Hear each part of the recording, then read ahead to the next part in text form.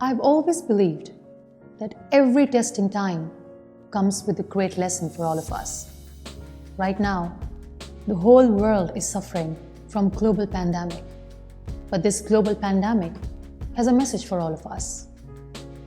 For the first time, the whole world has experienced self-isolation and social distancing for the first time.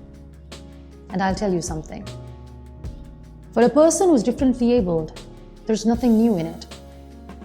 We, differently abled people, have been living lives in quarantine since forever. But this time, the whole world can actually feel what we feel. We self-isolate ourselves when we experience lack of acceptability. We feel socially distant when there is lack of accessibility in the world. Living in an accessible world is our basic human right that many of us are still deprived of.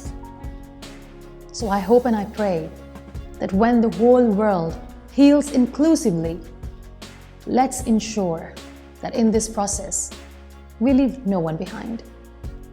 You must have heard a word, or maybe you must have read it somewhere. Disability, or a person with disability.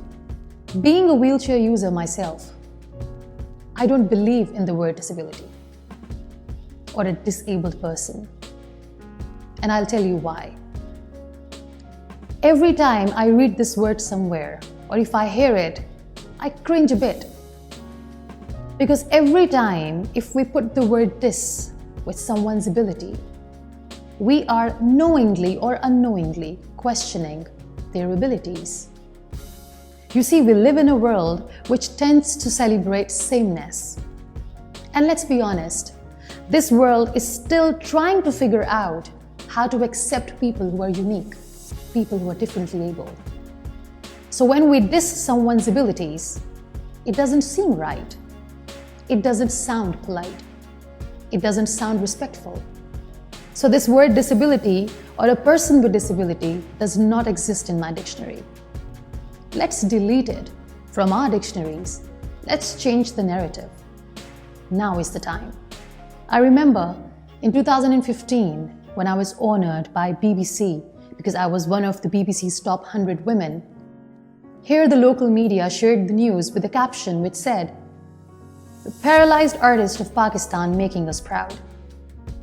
Then, in 2016, when I was honored by Forbes because I was in the list of Forbes 30 under 30, the local media shared the news with a caption, "A wheelchair-bound artist and anchor person of Pakistan making us proud."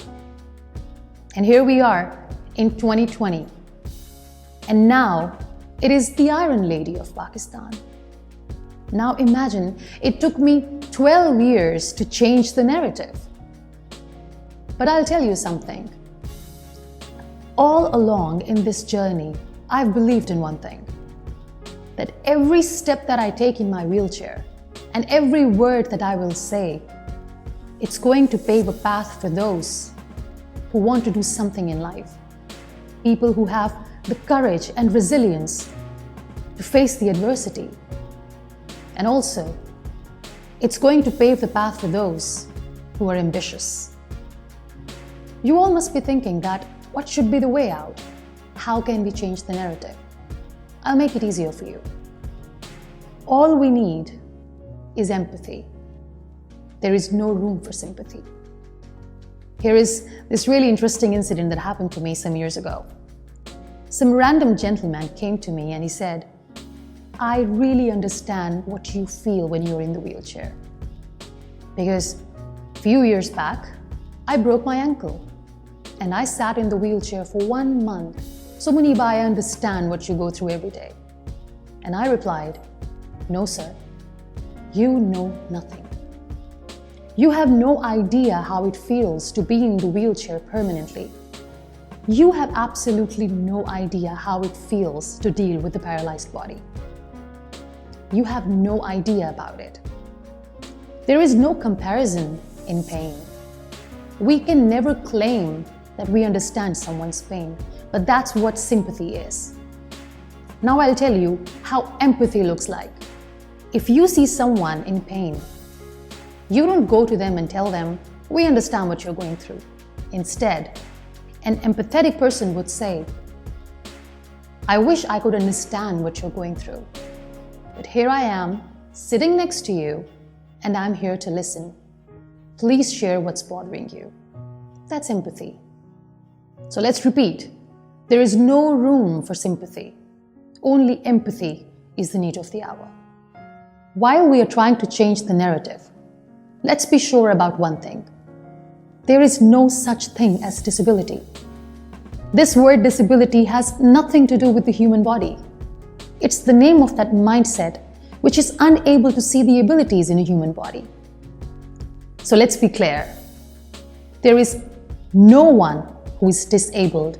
Instead, people are unique, people are differently abled. This is the new narrative that we all must believe in.